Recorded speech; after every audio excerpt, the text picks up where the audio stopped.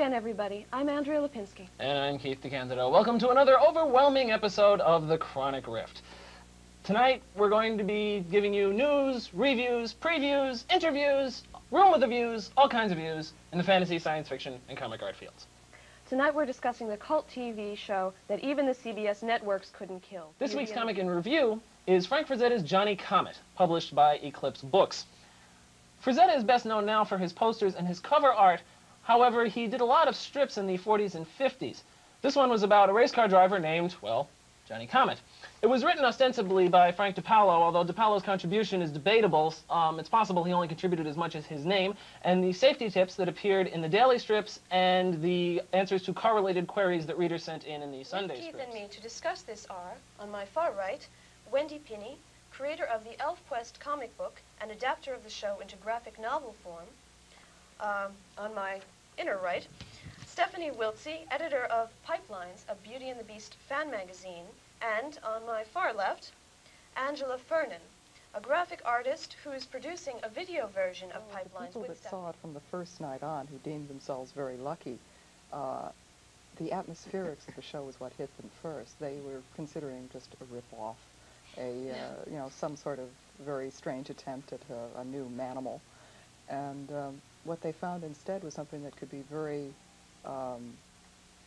inner-speaking, can be sweet and loving and very romantic, and yet at the same time show the hard edge of the city as well as the very strange and mystical world below. My impressions were that what was going on the set during the creation of the show was very much what was going on in each episode of the show, which is it was very much a loving family kind of situation.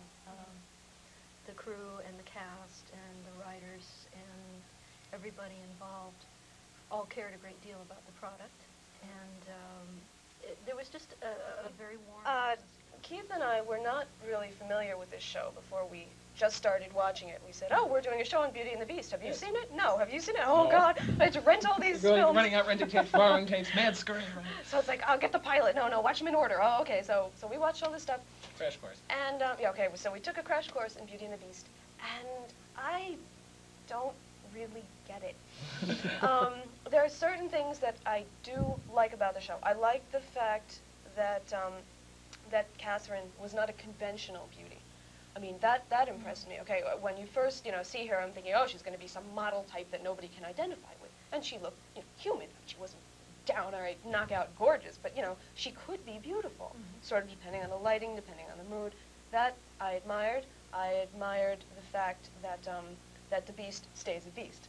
I did think it was a cop-out in the French film where he turns into a prince and he loses all his charisma and then he flies off into the sky. I thought that was a cop-out. But the production values in the show are also fantastic. The sets were gorgeous. All the little details that they put into, especially like Father's Den and Vincent's bedroom and all of that, and all the sets really looked real. There was a good visual feel to the show, which helps a lot. But I'm making my yes, negative there's a point here. Big but here. Okay, Stephanie, you mentioned the writing before. The writing sometimes I thought was very overdone. I have a quote here. This is Vincent. When I see you, Catherine, I'm filled with a happiness sweeter than anything I've ever known.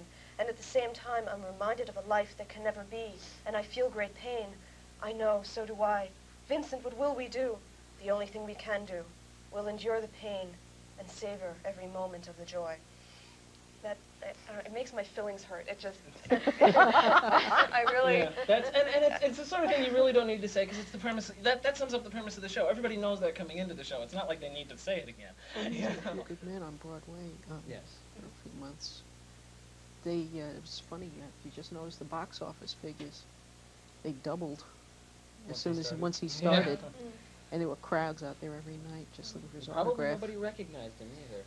No, as a matter of fact, one of my friends was there when a school bus load of children showed up to see some other play, and they just happened to park the bus near there, and a bunch of kids jumped off, spotted him, and went running over to him, and it was like, oh, it's Vincent. And they knew exactly who he was, and oh, it was incredible. Well, either that or you recognize him when you have your eyes closed. You sit there in Yeah. the theater and you go, oh, Vincent, yes, that is. Next week we'll be talking about Ursula K. Le Guin, and we will see you then. Right? Right.